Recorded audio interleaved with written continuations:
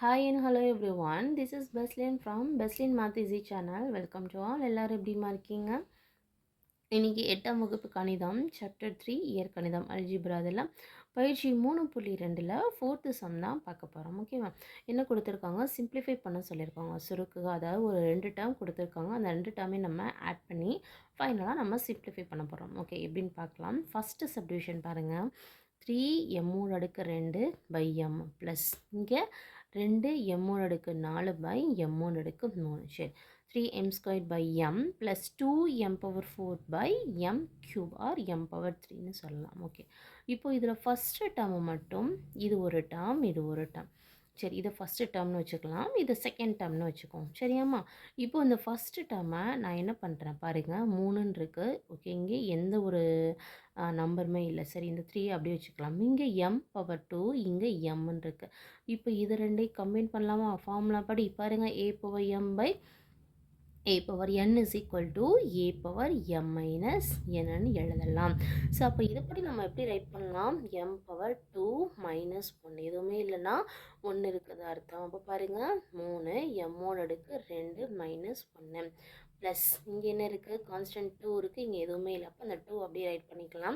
இங்கே எப்படி இருக்குது, m power 4 by m power 3.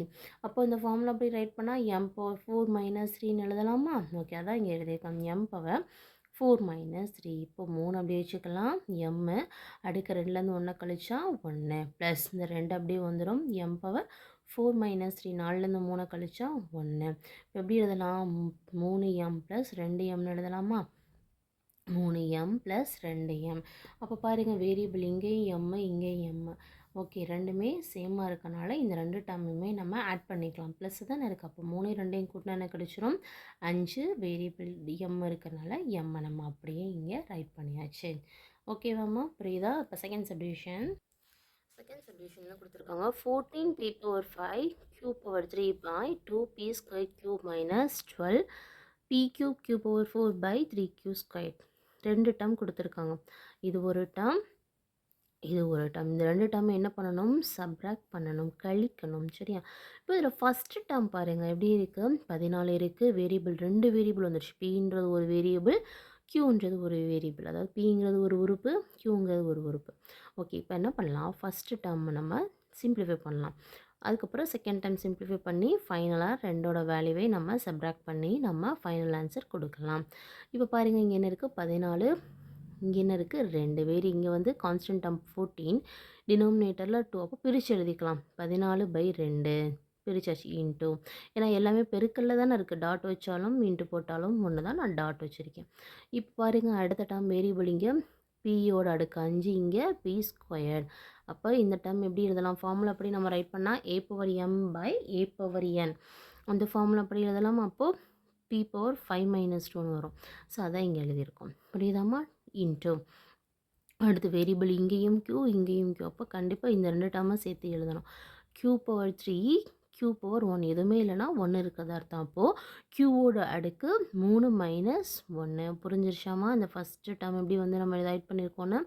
அடுத்தது மைனஸ் இருக்குது. மைனஸ் இங்கே என்ன இருக்குது? கான்ஸ்டன்ட் டேர்ம் 12, டினாமினேட்டரில் 3. அப்போ 12 பை 3 இன்ட்டு இங்கே வேரியபிள் என்ன இருக்குது? பி இருக்குது. இங்கே வேரியபிள் டினாமினேட்டரில் இல்லை. அப்போ இந்த பி பவர் 3 என்ன பண்ணணும்? அப்படியே நம்ம ரைட் பண்ணிக்கணும். பி பவர் 3 எழுதியாச்சு. அடுத்த வேரியபிள் வந்து இங்கே என்ன இருக்குது? க்யூ. இங்கே டினாமினேட்டர்லையும் க்யூ. அப்போ இது ரெண்டையும் சேர்த்து ஃபார்முலா அப்படி நம்ம ரைட் பண்ணலாமா? Q power 4 by q power 2. So அப்போ q power 4 by q power 2 a power m by a power n அப்படி எழுதலாம். A power m minus n. அப்போ க்யூ பவர் 4 மைனஸ் 2ன்னு நம்ம எழுதலாம். ஓகேவா? ஓகே, இப்போ நெக்ஸ்ட் பாருங்கள். கேன்சல் பண்ணால் 2 1s are 2, 2 7s are 14, 7 வந்துருச்சு. அடுத்து பி 5லேருந்து 2 கழிச்சா 3. அப்போ பியோட அடுக்கு 3, பி பவர் 3 எழுதியாச்சு. அடுத்து க்யூக்கு என்ன இருக்குது? 3 மைனஸ் 1 2. அப்போ க்யூ ஸ்கொயர் மைனஸ் இங்கே என்ன இருக்குது? 3 1s are 3, 3 4s are 12. அப்போ 4. இங்கே பி பவர் 3 இருக்கா? ஸோ அப்படியே ரைட் பண்ணியாச்சு. க்யூ பவர் 4 மைனஸ் 2 4லேருந்து 2 கழிச்சா என்ன கிடைக்கும் நமக்கு? 2 க்யூ ஸ்கொயர். புரியுதாம்மா? இப்போ பாருங்கள், a7 p cube q square minus 4 p cube q square. இங்கேயும் p பவர் 3 q ஸ்கொயர் இருக்குது. pயோட அடுக்கு 3 qவோட அடுக்கு 2 இருக்குது. இங்கேயும் pயோட அடுக்கு 3 qவோட அடுக்கு 2 இருக்குது. அப்போ 2 டம் எப்படி இருக்குது? ஒரே மாதிரி இருக்கிறதுனால இதோடைய அந்த இதுக்கு முன்னாடி இருக்கக்கூடிய நம்ம அந்த வேல்யூவை நம்ம ஆடோ சப்போ பண்ணிக்கலாம். இங்கே என்ன இருக்குது? கழிக்கணும். மைனஸ் வந்திருக்கு. ஸோ ரெண்டையுமே நம்ம சப்ராக்ட் பண்ணோம். அப்போ 7லேருந்து 4 கழிச்சா நமக்கு என்ன கிடைக்கும்? 3 கிடைக்கும். அப்போது 3p கியூப் q ஸ்கொயர் 3 pயோட அடுக்கு 3 qவோட அடுக்கு 2. ஓகேவா? அவ்வளோதாம்மா இந்த சம். இதோட இந்த சம் முடிஞ்சது. டவுட் இருந்தாலும் கமெண்ட் பண்ணுங்கள்.